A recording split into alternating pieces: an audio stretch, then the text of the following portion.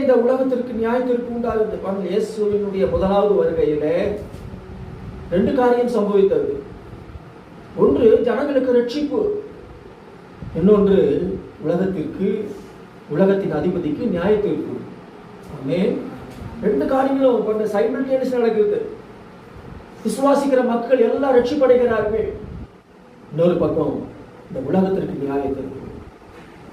உலகத்தின் அதிபதியாக ruler of this world யாரு? பிசாசானவனுக்கு என்னது? நியாய தீர்ப்பு.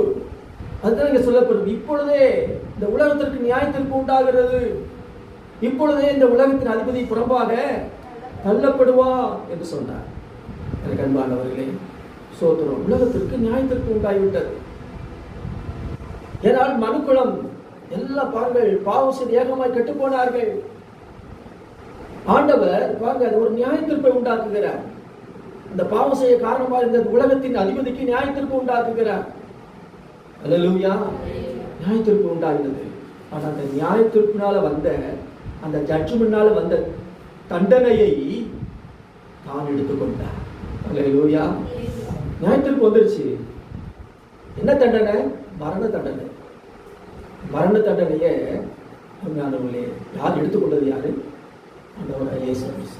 அதுதான் நம்ம 53:5 வாசிக்க முடியும். நமக்கு சமாதானத்தை உண்டு பண்ணும் ஆக்கினை, அதாவது தண்டனை இயேசு மேல் வந்தது. அல்லேலூயா. நியாய தீர்ப்பு உலகத்தின் அதிபதிக்கு நியாய தீர்ப்பு வந்துச்சு. அந்த நியாய தீர்ப்பினால் வந்த தண்டனையை யார் எடுத்துக்கொண்டார்? இயேசு மனப்பூர்வமாக எடுத்துக்கொண்டார்.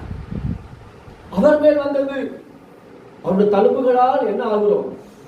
சத்தமா சொல்லுங்க, குணமாகிறோம். ஒட்டு மொத்தமாக சர்வலோகத்தின் பாவம் அங்கே அவர் மேல் சுமத்தப்பட்டு விட்டது. நம்மை சுகமாக்கும் தண்டனை அவர் மேல வந்தது. அந்த தழும்புகளால் குணமாகிறோம் என்று எழுதப்பட்டிருக்கிறது. அன்பானவர்களே, அதான் நீங்க 53:6 வாசிக்கிறோம். நாம் எல்லாருடைய அக்கிரமத்தையும் அவர் மேல் விழ பண்ணினார். அல்லேலூயா. நியாய தீர்ப்பு யாருக்கு நியாய தீர்ப்பு? இந்த உலகத்தின் அதிபதிக்கு தான் நியாய தீர்ப்பு. அந்த நியாய தீர்ப்பினால் வந்த தண்டனை யார் மேல வந்துச்சு? இயேசு மேல வந்துச்சு. ஆகவேதான் சிலுவையில மரித்தது ஒன்று நமக்கெல்லாம் ரட்சிப்பு, இரண்டாவது உலகத்தின் அதிபதிக்கு என்னது? நியாய தீர்ப்பு. அதுதான் சொல்கிறார். இந்த கண்பாளர்களே, இதை ஒரு தீர்க்க தரிசனமாகவே சகரியா 9:9 வாசிக்க முடியும். 9:9 சீயோன் குமாரத்தியே மிகவும் கலிகூறு,